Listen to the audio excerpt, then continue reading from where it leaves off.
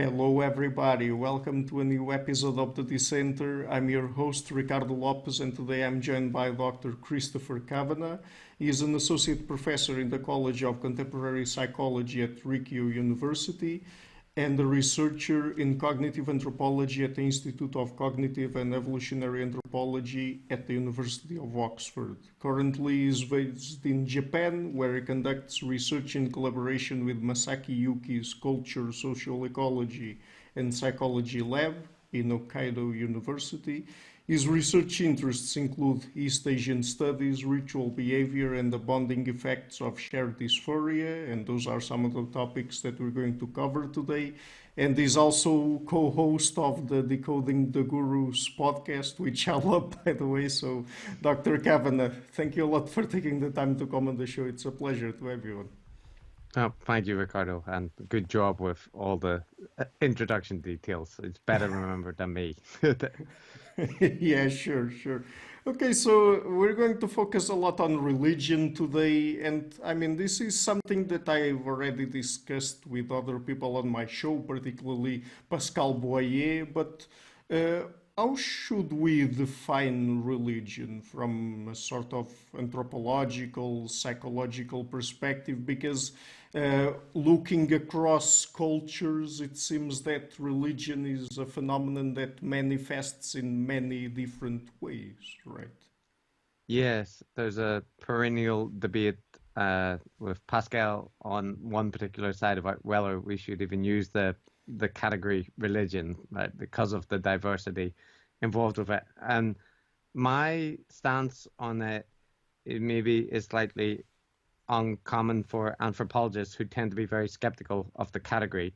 Um, I I'm in line with the people who argue for a kind of neo-Taylorian one. E.B. Taylor, a long time ago, advanced the theory that, or a definition that related to the role played by supernatural agents or beings in defining religion. And I know that's not incredibly fashionable, but in my experience, the the role played by supernatural beings of some description or another is a kind of core feature of most religious systems. And in general, I'm okay with categories that are based on family resemblance type traits. So it's perfectly understandable for me that, there are a bunch of the traits associated with the thing that we called religion, but you don't find it in every manifestation of that. And I tend to think two core components of it are the belief in culturally postulated supernatural beings, and then ritual behaviors directed at those beings or supernatural systems. So although these debates never end, I'm fine with using that category to talk to that general group of things. I think it's a meaningful category. Sure. But from a psychological perspective, is there a set of cognitive mechanisms that go associated with religion? Like, for example, I know that in the cognitive science of religion, people talk a lot about the hyperactive agency detection device, and then there are people that talk about, for example, folk biology, folk physics, folk psychology, and stuff like that.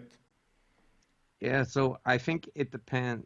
It kind of depends what you're focusing on in terms of religion and religiosity, because the intuitive biases, say, towards detecting agents or towards inferring agency from ambiguous events, do not necessarily lead themselves towards like religious institutions, right? Or myself and John Jong kind of argued in a paper that they instead would lead people towards being born idolaters rather than like born religious people, right?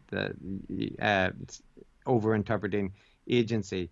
But the sorry, I lost my train of thought. But as soon as I thought about that, what was the original question? Just to remind The myself. original question is if there's a set of cognitive mechanisms that we could say are at the basis of religious thinking and religious phenomena.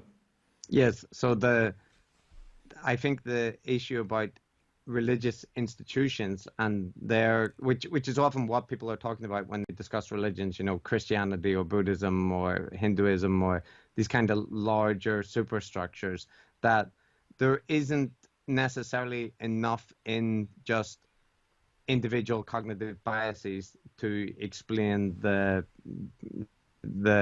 transmission and persistence of specific doctrines and dogma. So I think we need more than the individual intuitive biases to explain religious systems. And I know that some people have argued otherwise, that like most of religious content is explained by the biases, but I think it has to be a kind of interaction between more top-down cultural systems and individual biases that might lean towards supernatural or religious type beliefs.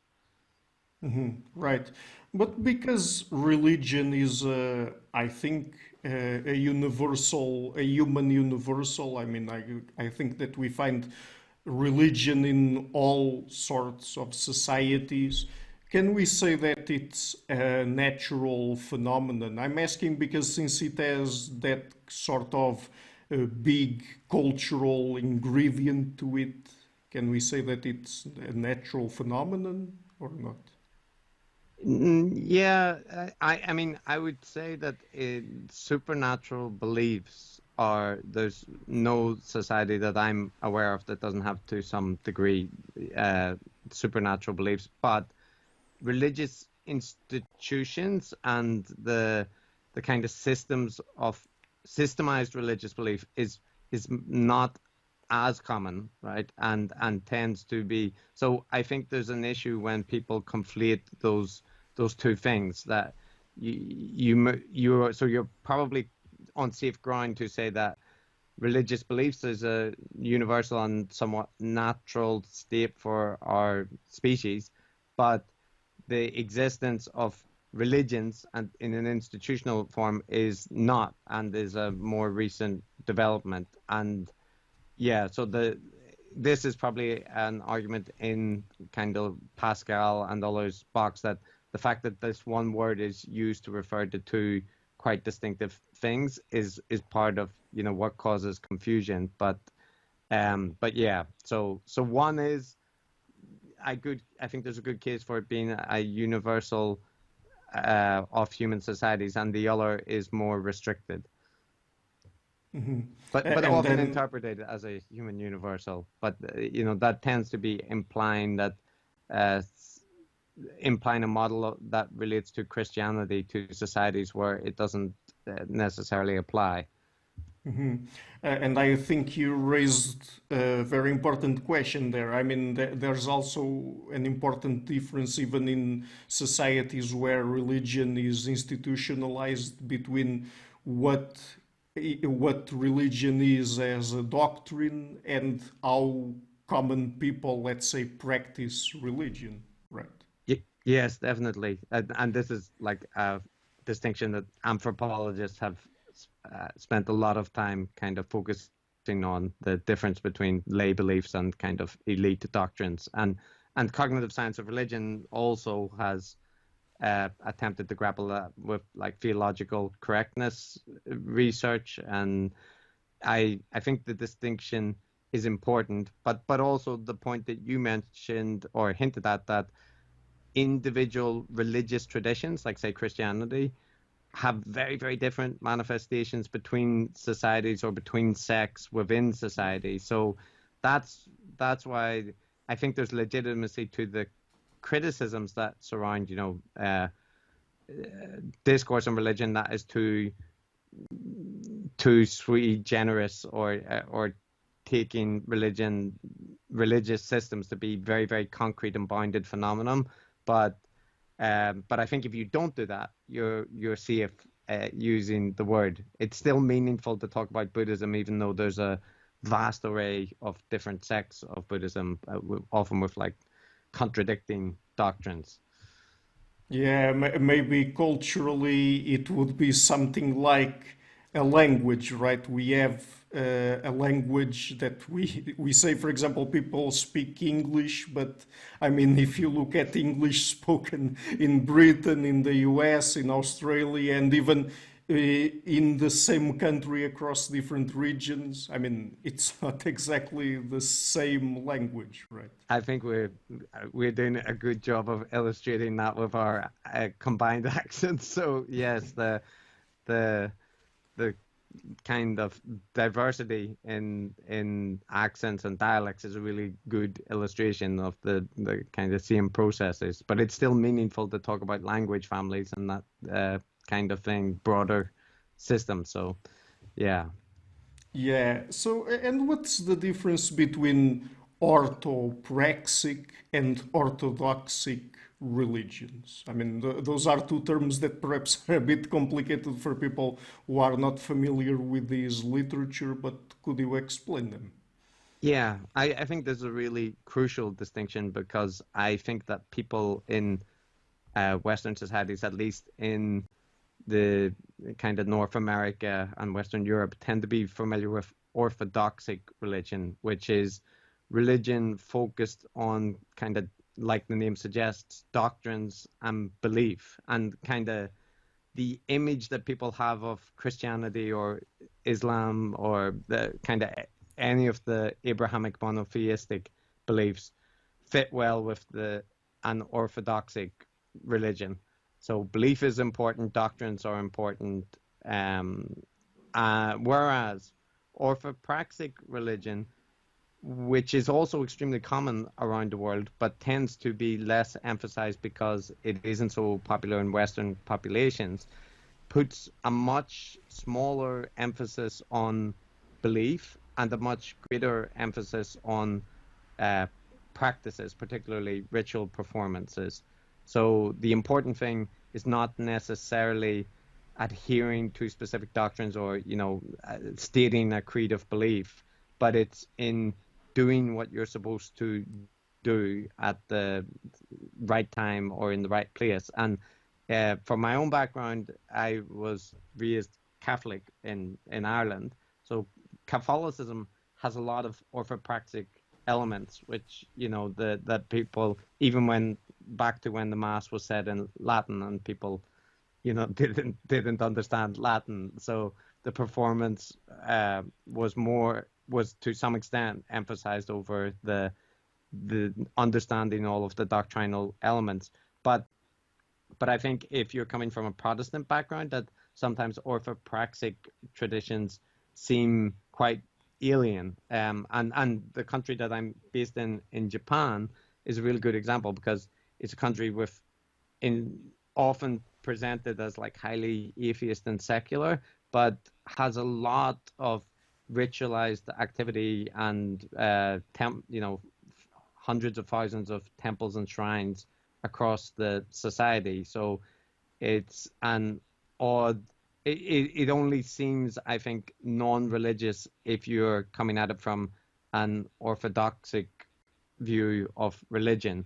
If you're just focused on practices and ritual participation, it's quite rich in terms of the religion in Japan. Mm-hmm. Is it relevant for us to talk here about ritual modes theory? I mean, and the distinction between the sort of doctrinal versus imagistic rituals? Yes, so that doesn't map exactly onto the orthodox and orthopraxic distinction, but it is related, at least in the sense that ritual modes theory, which is Harvey Whitehouse's theory, my old supervisor and current boss on the research project I work on, he made a strong distinction between rituals which are repeated frequently and are low arousal, which the prototypical example would be a Christian mass, and rituals which are highly arousing, dramatic, and rarely performed, and tend to engender reflection, which he called imagistic rituals. So it is the case that doctrinal rituals are more associated with like orthodoxic ritual traditions. But say, take the case of Japan, for example, where you don't have people engaging in regular practices, usually, like attending services for weekly services or that kind of thing. It's true, but you do have a lot of rituals which are performed fairly often that are not so that are not focused around religious institutions, like people performing rites for the dead, or simple kind of ritual ceremonies at when they visit specific locations. So I think it's an important, the modes theory is carving out these kind of two groups of rituals, which are important categories, I think, but not necessarily the same distinctions that are important when it comes to the two types of religions or religious traditions. Right. Actually, it's probably more accurate to say that those orthodox and orthopraxic tend to be orientations in the society, that rather than just about the religious systems. The societies themselves are more focused towards the importance placed on practice over belief. Mm-hmm. And how do you go about studying rituals? I mean, do you do field experiments? Do you study them in a lab setting? Because I would imagine that, I mean, perhaps in a field experiment, you would have, I mean, it would be a more natural phenomenon, but with less control over it. But on the other hand, on the lab, you would have the opposite. Exactly. So I think a combination of the two is the ideal, although, not everybody can do everything, but I think having the ecological validity of actually going to ritual events where people tend to be invested in the rituals and the symbols, and and often have them in lifetime identities associated with the performance, whereas you don't get that from lab rituals, especially artificially created ones and groups that you've just met that day. But in my own research, I've done artificial ritual experiments in the lab where we do get people to come in and perform novel rituals that they've just learned about that day with strangers. And I've done field work where we've gone to ritual events and tried to collect data during fireworking festivals or cold water festivals. And it is inevitably much more messy when you're collecting data out in the field. But my personal position, and this probably relates to my anthropological background, is that if you are only doing experiments in the lab, that you wouldn't have, I think you miss something about what the actual phenomenon you're investigating is, and that it can mean that, when people try to create very controlled experiments in the lab, that they end up controlling everything to the extent that the phenomena doesn't resemble very much at all the natural, ritual phenomenon. And yet people are drawing large inferences from, quite artificial lab settings. So I think a combination of them both, and ideally lab experiments that do their best to, keep some semblance of ecological validity, are desirable. But it's also the case that if you can find significant results, and I don't mean statistically significant, I mean, if you can find results that are meaningful from controlled lab settings, I think that is a good signal that there's a robust effect because of how artificial the settings tend to be. So there's definitely room for experiments, and hopefully more room for people doing field experiments, because even though everybody kind of agrees they're important, they're still relatively rare. Yeah. And when you study, for example, high arousal rituals, what are the sorts of insights you can get from them about religion and how people practice religion more broadly? Because, I mean, it's not the case that we have those kinds of rituals across all religions, I guess, or that they are that common. Well, so I think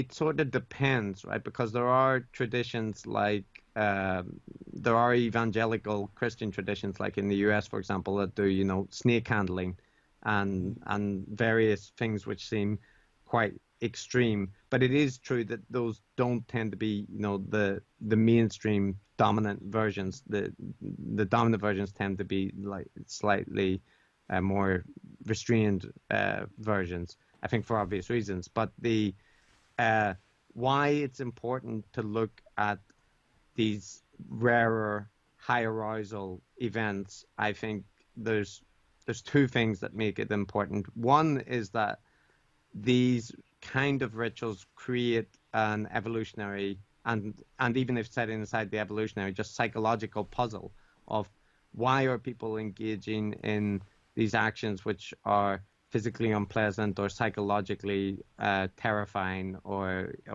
harmful and seem harmful, physically, and yet they're willing to engage in them, often with a smile on their face. So that's an interesting puzzle of like there's a clear cost, so what's the benefit? And the second thing which makes them important is, despite the fact that you're right, it's certainly easier to look around the world now and to find doctrinal rituals in most, at least especially in Western societies. But these high arousal imagistic rituals are still very common across societies and across history. And they pop up in a whole lot of contexts like military events or sports clubs, and not just in religious settings. So I think it's important and also seem to have been more important probably historically than is the current in the contemporary setting. So I think understanding the psychology involved is important because of their cultural recurrence and not their dominance, but their perseverance. Even in societies like where, for example, hazing is outlawed and is illegal in lots of societies, but still persists as a practice. And I think it's a good question to ask why. Right. I mean, I don't know if this question makes sense, but could it be the case that at least some of these rituals would function as credibility enhancing displays? Yes, so I definitely I think when it comes to ritual research and ritual, we're kind of theory heavy with explanations, and I I think it's wrong to view it that there has to be one ring to rule them all. There likely is multiple explanations, as is often the case with complex phenomenon, but credibility enhancing displays, kind of Joe Henrich's framing, I think is definitely a big part of the story, that incurring costs for specifically with rituals associated with group identities shows a hard to fake signal of commitment to the group. But there are instances where those kind of explanations become harder when, for example, people are engaged in ascetic practices in private, and don't signal to the broader group about them or this kind of thing. But I think that those are much rarer than people engaging in ascetic practices and everybody is aware of it. So costly signaling is, I think, a big part of the story when it comes to recouping the cost of costly rituals. Mhm. And talking about high arousal rituals, what are dysphoric rituals? So the dysphoric rituals, tip, put simply, are unpleasant rituals. So this is often referring to painful or psychologically uncomfortable rituals. Essentially, in psychological terms, any ritual which is generating negative effect and negative arousal. Now, it gets a little bit more complicated, I think, because often a ritual which objectively is painful or unpleasant, like walking through fire, for example. You know, most humans don't enjoy that activity. Subjectively, people often do report enjoying it or senses of euphoria involved with, you know, highly dysphoric practices. So I think it's important when looking at this rituals which are classified as dysphoric to separate out the subjective personal experience from the objective features of the ritual. But yeah, so the anything unpleasant and painful and traumatic falls under dysphoric rituals. Mhm. And do they produce any important social effects or not?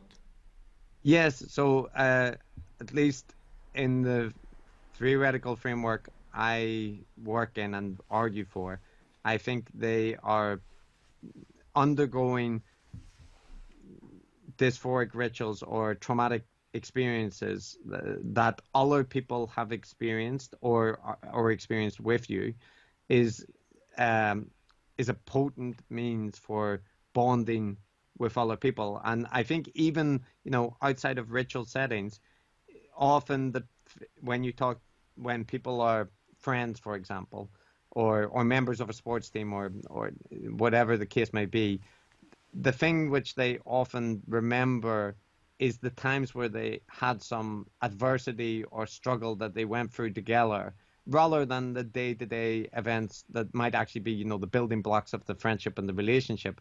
There are often these highly memorable events associated with trauma or suffering, and people, when they share those experiences, feel very connected to the others they went through it. So I think dysphoric rituals are kind of harnessing those broader effects, bonding effects that come from sharing unpleasant experiences. So I think there's a definite bonding effect from going through them, and there's also the possibility that uh, I some like Brock Bastian, for example, has suggested that when you experience, you know, pain, there's an instinctive reaction to seek out others to try and form alliances or to overcome the pain, right? So that it might lead to a heightened sociality if you're undergoing an experience which is unpleasant, as you look for,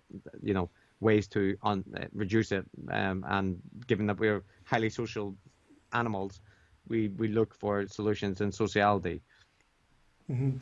And this social bonding, does it have anything to do with the phenomenon of identity fusion?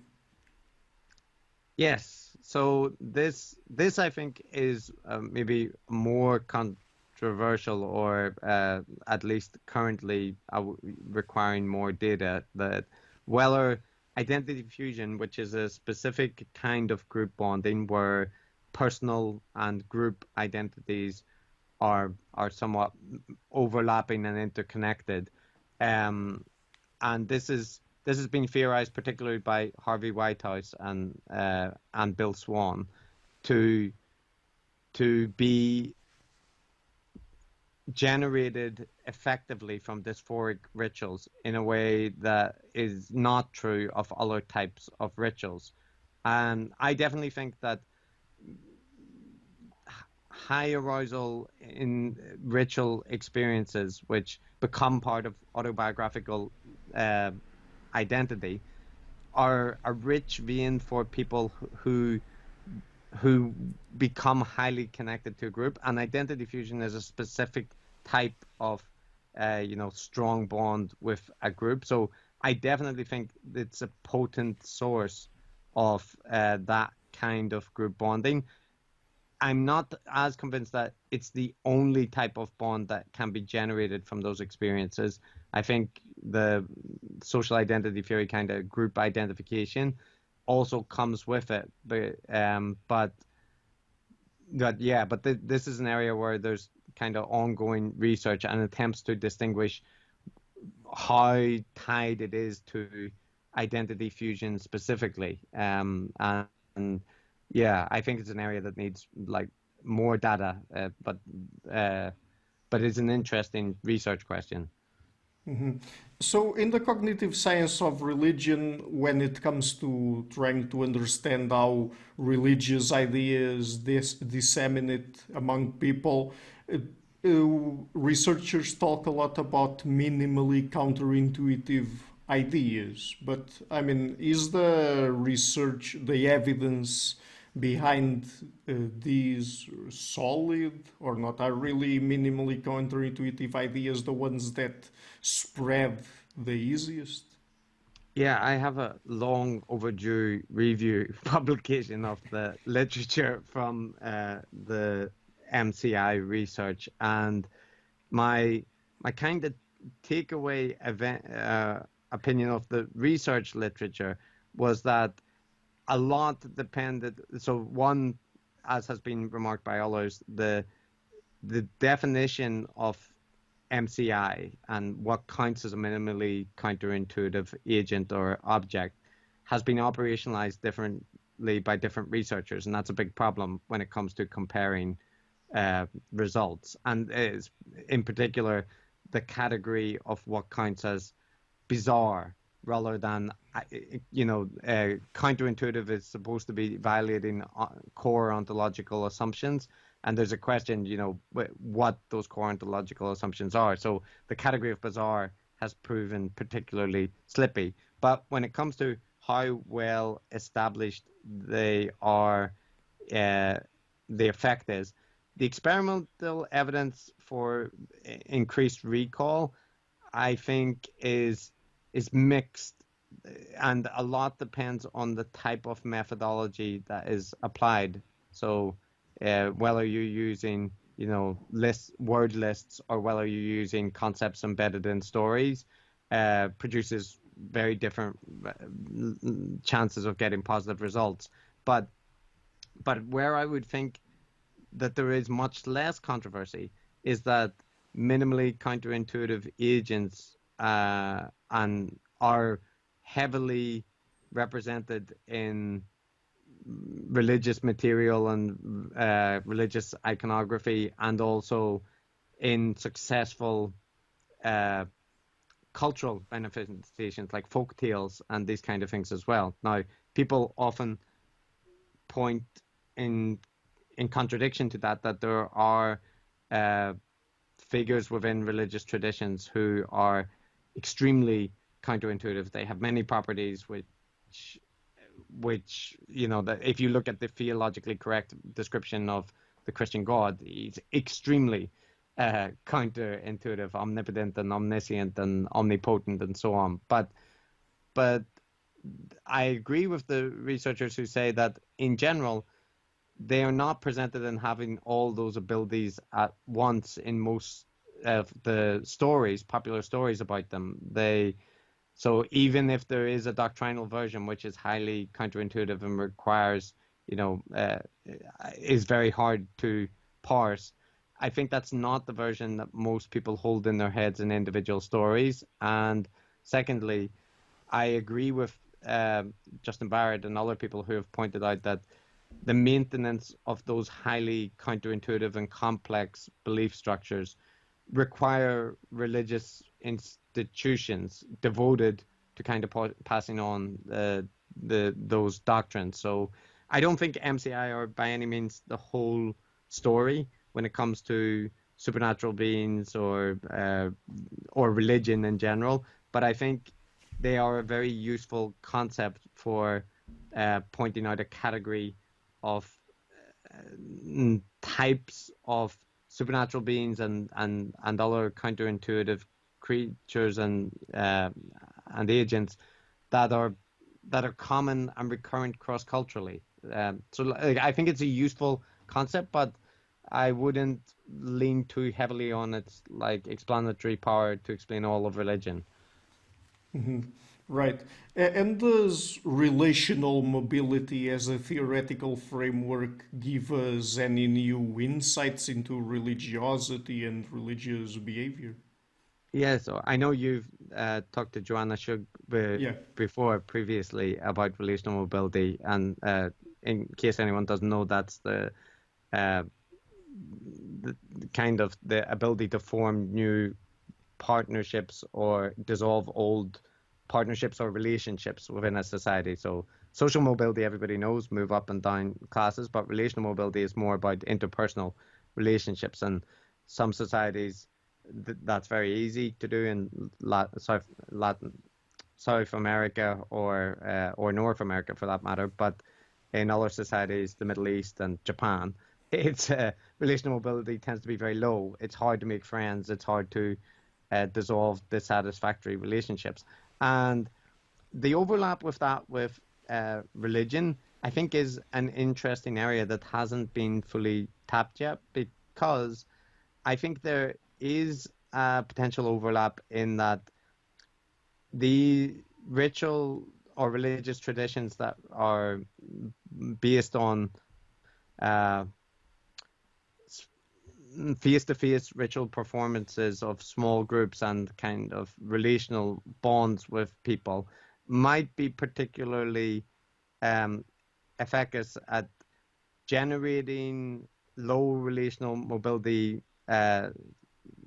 contexts, because the people that are involved in the rituals are, limited, and the identity markers are quite clear. Or it may be the case that low mobility societies are not good context for doctrinal religions to flourish in.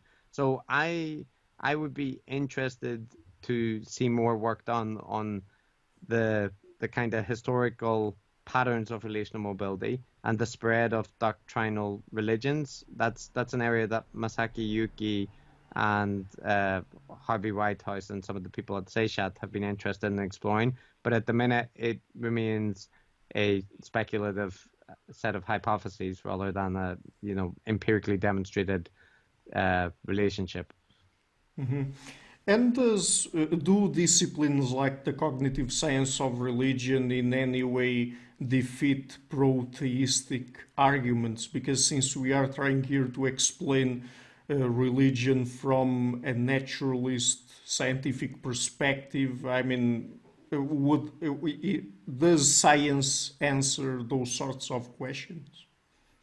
I don't think so, at least not necessarily. I mean, I think that people can and do take implications from findings about, the evolutionary history of religions, and looking at how religion has developed from an evolutionary perspective.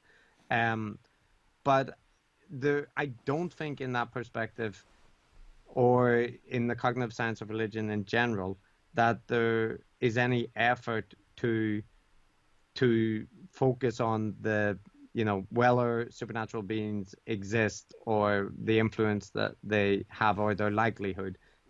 What's more important is people believe in them and act on those beliefs, or people perform rituals directed towards them.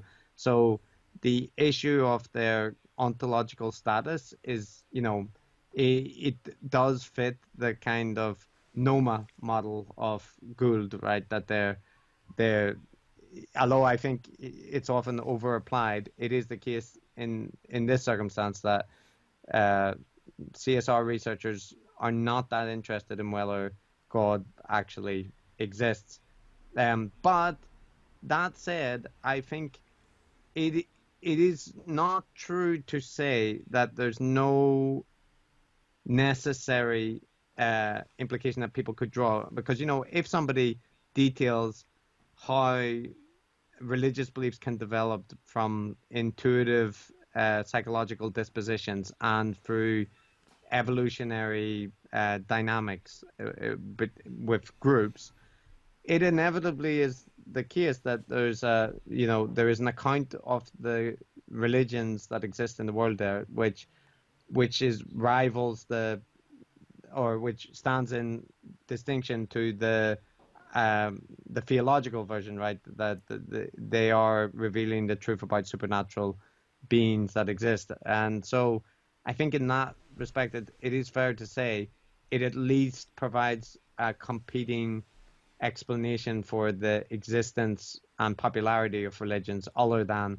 they are, telling the truth about the one or multiple chosen gods. Mm-hmm.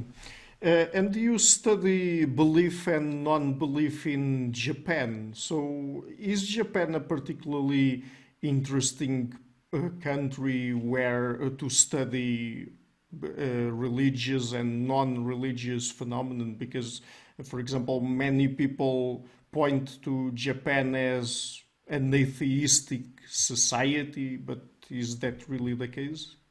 Yeah, so I think Japan is very interesting for the related to reason the orthopraxic context that we discussed earlier, that there is, in general, if you ask people in Japan about the importance of religion or religious beliefs, you will get or even do surveys of that, you will tend to get very low levels of response. And people do not tend to identify, of course, there's exceptions, but generally speaking, people don't tend to identify with specific religious traditions strongly.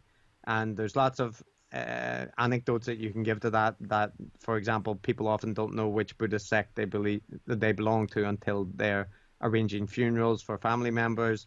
That in houses there are kind of traditional houses, there's Shinto altars and Buddhist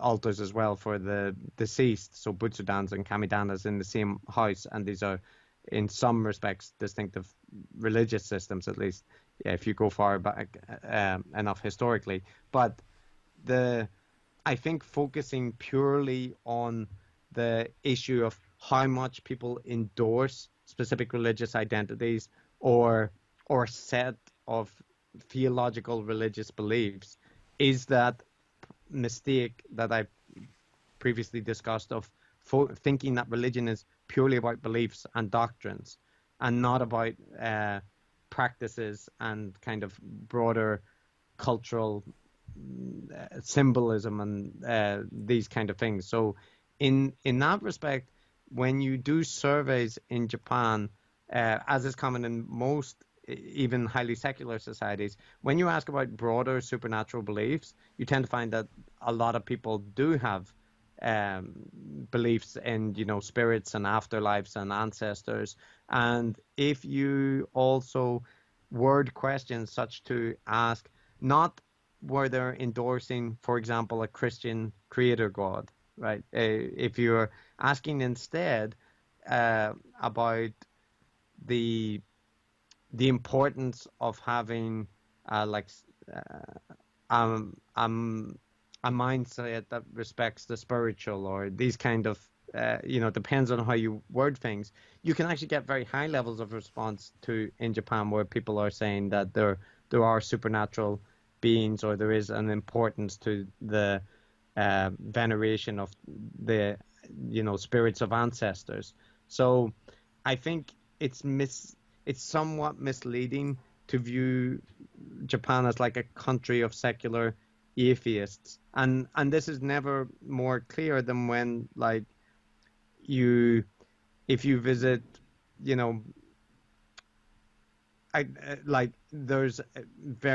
there's a shopping center that I go to near my house, where at the weekends, often with my family, and there's a shrine. It's a new building, but there's a shrine outside of it, and that's completely normal in Japan, that you would build there would be a shrine, inserted in amongst commercial buildings, or that there are there are temples nestled in the middle of the city, and the persistence. So although there is decline in the amount of temples and shrines, they're still extremely common. And a visitor to Japan will not find it hard to find shrines and temples to visit, and that includes lots of little informal roadside shrines, or not just the big grand temple. So I I'm often skeptical of anybody who would say that Japan is, a non-religious society. But if you focus purely on the issue of, do people endorse a creator god and do they regularly attend religious services? No. But that's not all that I think is entailed or should be entailed when people talk about religion. I think that question is more like, is there Western institutional religion in Japan? And then the answer is no. But that if that's what people are talking about, the answer is no. But I don't think that's what we should be talking about when we're talking about religion. Mhm. But these supernatural beliefs that you mentioned, are they also held by people who self-identify as atheists? So there's not that much research on that in Japan specifically, because atheist doesn't tend to be a popular identity because of the fact that there isn't a dominant religious system which demands exclusive adherence. So in general, people participate in Buddhist Shinto. It's normal, for example, when your children are born, to take them to Shinto shrines for blessings. Then when you marry, you might have a Christian ceremony, and when you die, you may have a Buddhist funeral. That would be normal. And there's very few people that see any, contradiction in that. So there's a kind of non-exclusive nature to religious systems in Japan, at least at the level of the people involved. The systems themselves might, in some sense prefer if people dabbled less. But sorry, wait, why was I telling you that? I lost my track again. Late night here, so. Well, Yeah, no problem. I mean, you were basically mentioning the fact that in Japan, people, adhere to practices from different religions, and they don't find that what contradictory. was your original Yeah, question? yeah, my original question was if these supernatural beliefs that you mentioned, do they also occur in people that self-identify as atheists? Oh yes, sorry. So what I wanted to say with that was that the cultural category of non-believer is not that salient, because belief is not a important category. Like religious belief is not that much of an important cultural category. So if you ask people, to self-identify as atheist, it tends to be a very small set of people who will self-identify as that. But John Landman has research that's been ongoing in Japan and a whole bunch of different countries with his Unbelief project. And I don't want to butcher what they found, but I believe they did find in Japan that although the levels of supernatural beliefs were lower amongst people who self-identify as atheists, they were certainly not, completely flatlined at zero. So I think that's a pattern that they find consistent across societies, that including in societies where atheism is a category, but specifically in Japan, that non-belief and atheism was not. If I'm remembering correctly, that there was still a significant level of supernatural belief, though relatively diminished, to the general population. Right.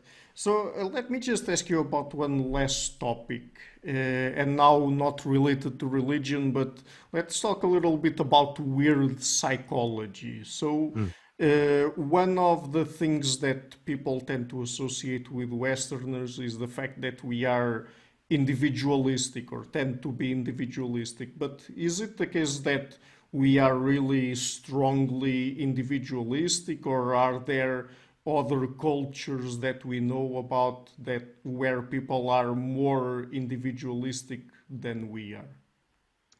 Yeah, so this relates to work that Masaki Yuki has done, and I've written on with him about how useful it is to focus on the individualistic and collectivist distinction and how meaningful. And I think an important point in that research literature and Masaki's work in particular is to emphasize that individualistic societies, which are often typified by the Western societies, the US and North America and Western Europe, individualist is a bit of a misnomer because it gives the impression that people are independent and kind of operating as isolated units. But as anybody knows who spends, more than a week in the West, group identities are extremely important. Political identities, sport team identities, your school class identity, or your social class identity. These are all the group identities which have significant meaning, even in an individualistic context. So in some sense, it's an unfortunate wording that has been chosen, because there definitely are distinctions between collectivist and individualist societies, but I think it's more in the way that they interact with groups than whether they focus on groups as an important source of identity and important thing to be concerned about. So the relationships with groups and group members differ, but not the importance of groups in individualist or collectivist societies. Your question about whether there are societies which are more individualistic than the Western societies. So I'm sure there are, and I'm sure there are anthropologists who would like scream out a long list of them. But I think in general, societies which are which meet all the criteria of the weird category do tend to have a clear association with what's called individualism. So I think they are, if not at the top, they're certainly near the top of societies on that kind of rating. Mm-hmm. And when you say, and perhaps this will be my final question, when you say, for example, that when we think about how people establish relationships with people from the same group and how they look at other groups, so in terms of thinking about people being more individualistic or collectivistic, should we also take into account perhaps the sort of dynamics that result from the interactions they have with people from their own group versus how they deal with out groups? Yes, so I think this is part of the reason that the collectivist label can be misleading, that it gives the impression, just by the simple description, that people kind of feed their individual being into collective groups, right? And that in societies that are collectivist, you would imagine that the collective is what matters over the individual. But when you take, in particular, East Asian societies, and Japan's the one I'm most familiar with, so I'll use it as the prototypical example. While group settings are important, just as they are in many other cultures, within those group settings, it is completely false that people dissolve their group or dissolve their personal identity into a group. On the contrary, people are extremely aware of their individual position in a group and their relationships with others in the group. And East Asian languages, Japanese being no exception, has a lot of hierarchical differences depending on the status between the person that's talking and the relative status of the people, with the verbs changing and and what levels of politeness used, changing quite substantially. So I think that's why part of the reason Masaki has objected in the past to research that presents collectivism as being about fading into a group. And he's spoken about the existence of intra-group collectivism, meaning that people in societies that are labeled collectivist, it may not be that they are feeding into groups, but rather that they are more interested in the intra-group dynamics than intergroup comparisons or focusing on outgroups. So this is an important distinction which he makes between those who are a more intergroup collectivist or focused on joining a group, and that's more the traditional image of kind of subsuming your personal identity into a group, not differentiating between members, and then valuing your status between your group identity and other existing group identities.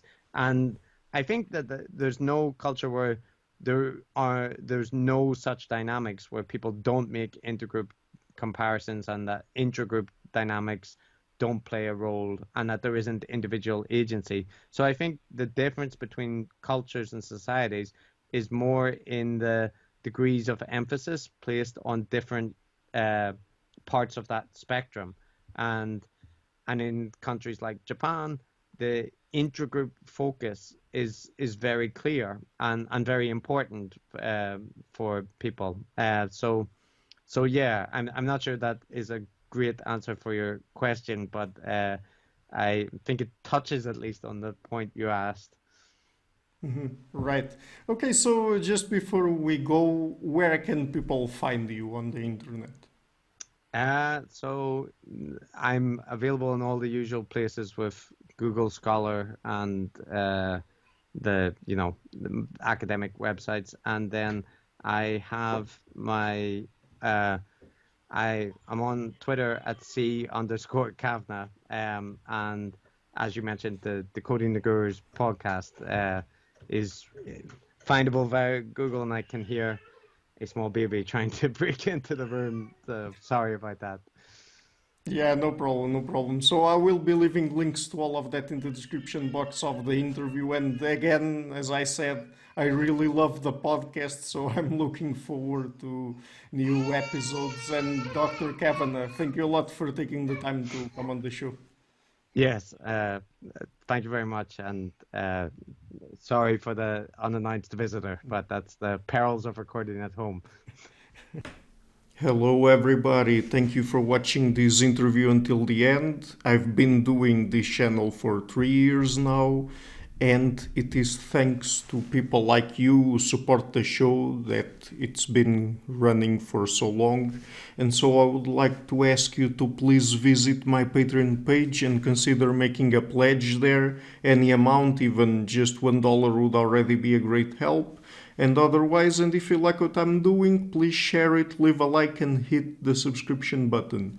I would also like to give a huge thank you to my main patrons and supporters, Karen Litske and Blanchett, Pererga Larsen, Lau Guerrero, Francis Ford, Hans Frederick Sunder, Ricardo Vladimiro, Greg Healy, Adam Castle, Olaf Alec, Jonathan V, Solanian Kata, Jacob Klinkby, Matthew Whittingbird, Arno Wolf, Tim Hollacy, Henry Kalenius, John Connors, Paulina Barron, Philip Force Connolly, Jerry Mueller, Herbert Gintis, Rutger Voss, Bo Weingart, Rebecca Neuberger Goldstein, Dan Demetrio, Robert Windegar, Rui Inácio, Arthur Coe, Zoop, Marco Neves, Colin Holbrook, Susan Pinker, Thomas Trumbull, Bernardo Seixas, Pablo Santurbano, Simon Columbus, Jorge Spinha, Phil Kavanagh, Corey Clark, Mark Blythe, Roberto Inguanzo, Mikkel Stormir, Eric Neumann, Samuel Andreev, Tiago Nunes, Bernard Hugni, Alexander Dunbauer, Omari Hickson, Felicia Stevens,